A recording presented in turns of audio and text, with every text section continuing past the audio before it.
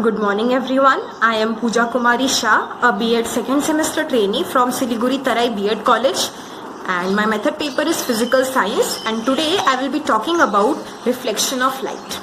So first of all, let us consider this diagram. Here we can see this is a light source. This can be a bulb, this can be a tube light or any source of light which emits light in the form of rays, in the form traveling in this direction and in this direction, and this is a surface. Now this surface is basically a boundary between two media, like the light ray traveling from the source up to this surface was in air. As soon as this strikes this surface, and beyond this surface there is another media. It might be glass, it might be mirror, it might be wood, or it might be metal. So this surface is just a boundary between air and the other media. So the fate of this light ray when it strikes such a boundary is basically decided by the nature of this media. Now maximum light rays hitting this surface might get reflected, and few light rays might get absorbed or transmitted. Why am I saying maximum light rays are reflected and few of them are absorbed or transmitted is because ideally there is no situation where there is 100% reflection or 100% transmission or absorption. All three occur at the same time, but the property which decides whether the surface is a good transmitter or a good absorber or a good reflector is that how much, by what percentage of light rays does it reflect, does it absorb, or does it transmit. So coming back to this, we have a source of light. This source of light is emitting light rays. These light rays travel in air, and they strike this boundary between the media, and now they might get reflected, absorbed, or transmitted based on the nature of this media. Since we are talking about reflection, we will be talking about a good reflector, which is a plane mirror in this case. Mirror is a well polished surface which reflects light. So mirror is a good reflector, so we will be talking about a plane mirror. Now let us have a look at this new diagram. This is a plane mirror.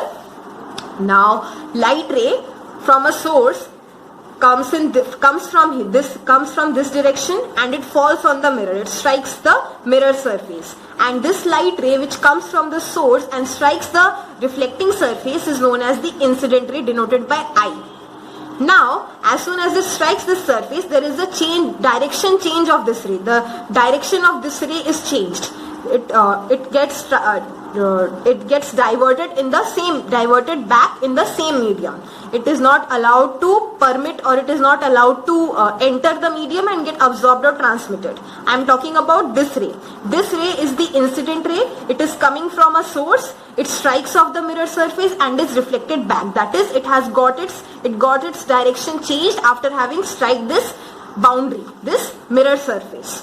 There was an incident ray which strikes off the mirror surface and it has its direction changed. So in reflection, a light ray has its direction changed on striking a boundary. Now coming to the definition of reflection. Reflection is the change in direction of a wave at a boundary between two media. As we can see, it is the change in direction of the light ray at a boundary between two media. This medium is air and this medium is mirror. And this direction change takes place in such a way that the light ray striking off the surface is sent back to the same media. As we can see here, this light ray was coming from air, and it struck off this mirror surface and then it went back into the air. So definition of reflection says that it is the change in direction of a light ray at the boundary of two media such that the light ray moves back into the medium it came from. Now this is the line known as normal. This normal is denoted by N. This is a hypothetical line drawn perpendicular to this mirror surface. Now what is the purpose of this line? This line is basically drawn to measure the deviation of incident ray and reflected ray. As we can see, there is an angle that this normal and incident ray make. angle between the incident ray and normal is known as angle of incidence, denoted by angle I. The incident ray is denoted by I and angle of incidence is denoted by angle I. Similarly, there is another angle formed between normal and the reflected ray. This angle is known as angle of reflection. This is denoted by angle R. Reflected ray is denoted by R. Angle of reflection is denoted by angle R. Incident ray is denoted by I. Angle of incidence is denoted by angle I. Normal is denoted by N, and this is the mirror surface. A light ray from a light source comes in this direction from air and strikes off a mirror surface and is bounced back to the same media and the direction gets changed at the boundary. So reflection is the change in direction of a light wave at a boundary between two media such that the light ray travels back into the same medium. And the deviation between incident ray and reflected ray is measured by normal, N. Now there are certain laws of reflection. There are two laws of reflection. So the first law says that the angle of incidence and angle of reflection are equal. That is, the angle between incident ray and normal, angle of incidence, and the angle between reflected ray and normal, angle of reflection, these are same. If this deviation is 30 degree, if this angle is 30 degree, this angle will also be 30 degree. If this is 60 degree, this will also be 60 degree. Now, here is a point where incident ray, reflected ray and normal all three meet. This point is known as the point of incidence. Now what does the second law say? Second law of reflection says that the incident ray, the reflected ray and the normal lie on the same plane. As we can see, incident ray, reflected ray and normal all lie on the same plane. Here the plane is the mirror surface. And that is, we can also say that the point of incidence lies on one plane, this plane.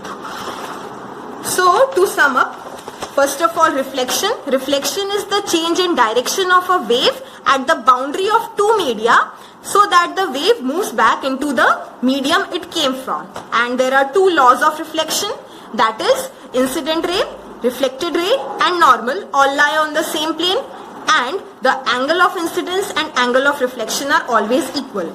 Now let us look at this diagram.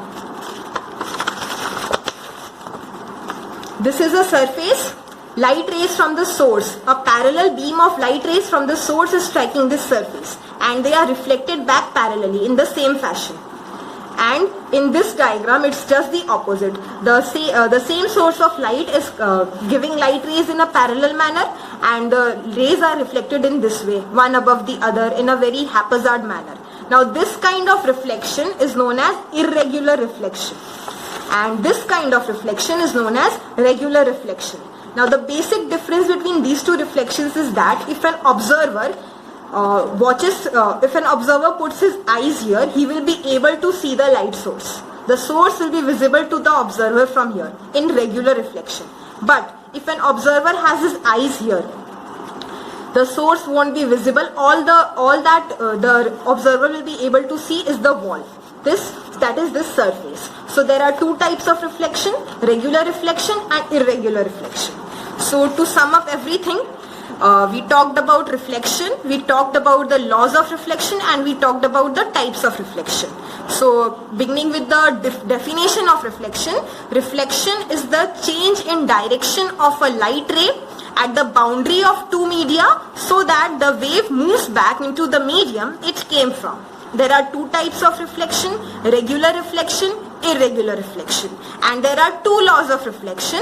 The angle of incidence and angle of reflection are always equal. The incident ray, reflected ray and normal all lie on the same plane.